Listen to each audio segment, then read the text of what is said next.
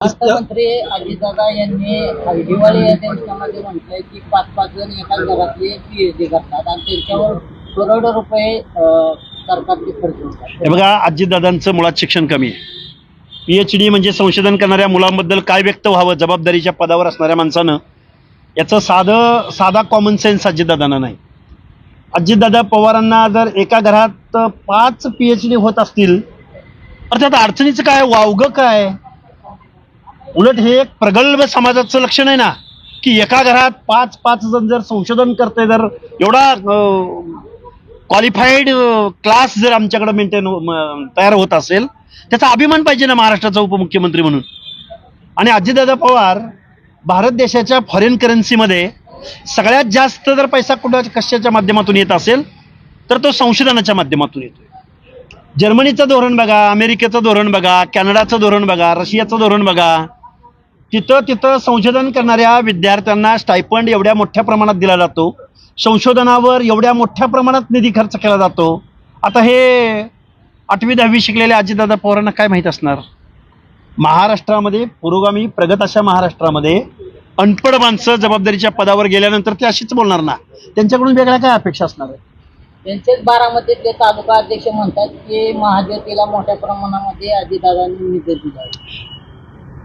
त्या तालुका अध्यक्षाला माझं सांगणं आहे, अजितदादा पवारांना मी वेळोवेळी हा प्रश्न विचारलाय की सारथी, बार्टी, तार्टी या सगळ्या संस्थांना ॲज कम्पेअर लोकसंख्येच्या प्रमाणामध्ये तुम्ही किती निधी दिला हे एकदा अर्थ मंत्रालयाला एक श्वेतपत्रिका जाहीर करायला सांगा ना.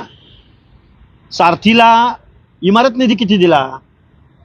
सारथीची वसतिगृह कुठं कुठं उभी राहिली? महाज्योतीला तुम्ही किती निधी दिला? महाज्योतीचं कुठं वसतिगृह सुरू झालं का? आणि महाज्योतीचा क्वांटम किती आणि सारथीचा क्वांटम किती? एकदा एक व्हाईट पेपर जाहीर करायला सांगा ना. कशाला वारंवार उत्तरं देत बसताय? त्यामुळं नियोजन आणि वित्त विभाग सांभाळणाऱ्या अजितदादा पवारांनी जो काही सामाजिक दुजाभाव दाखवलाय, सारथीला वेगळा न्याय आणि महाज्योतीला वेगळा न्याय. ती महाज्योतीची मुलं बिचारे सारथीच्या मुलांना नोंदणी दिनांकापासून एका मुलाला त्यांच्या अकाउंटला 8-10 लाख रुपये वन स्ट्रोक अजितदादा पवारांनी, कुशल प्रशासक, दादा माणूस, प्रशासनावर वचक असणारा माणूस, सारथीच्या पोरांना 8-10 लाख रुपये अकाउंटला जमा केलेत, पण महाज्योतीच्या पोराला नोंदणी दिनांकापासून स्टायपंड द्यायला अजितदादा तयार नाहीत. याच्यावरती काय म्हणणं आहे? हे कोण अध्यक्ष आहे, कुठला अध्यक्ष आहे माहीत नाही मला, पण अजितदादा पवारांना या प्रश्नाचं उत्तर द्यायला सांगा. ओबीसीचं आंदोलन खरं झालं, पण ओबीसीच्या आंदोलनानंतर गोविंद देवकाते असतील, तुम्ही असताल किंवा जे काळूराम चौधरी, ती एकत्र ओबीसी आंदोलन होते, परंतु आता एकमेकाच्या विरोधात निवडणुकीत ठरलेले आहेत. कसं पाहता तुम्ही? काळूराम चौधरींनी माझा फोटो छापून मत मागितलेला आहे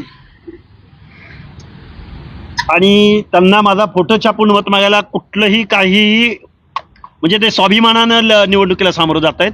दुसरा मोबाईल नंबर 94 23 46 72 72. तिसरा मोबाईल नंबर 75 88 15 0001. वेबसाईट आहे sgavkari.com. मेल आयडी आहे aklgavkari@gmail.com.